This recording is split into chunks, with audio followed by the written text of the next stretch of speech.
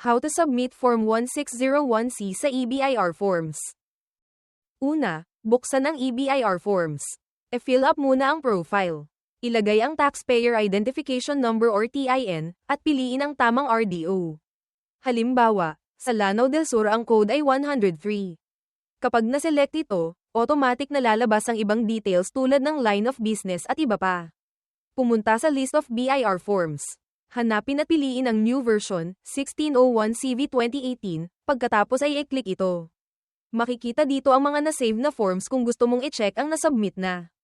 Dahil magpa-fill up tayo ng bago, i-click ang fill up form. E-fill up ang mga sumusunod. Una ang month. Pangalawa, amended return, piliin ang no. Pangatlo, any taxes withheld, piliin ang no. Pang-apat, type of filer, piliin ang private. Sa Part 2 total amount of compensation.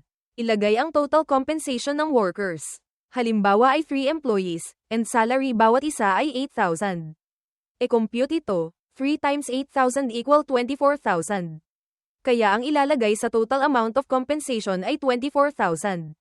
Pagkatapos, e-click ang validate. Kung may kulang sa data, mag-notify ito kung ano ang missing data.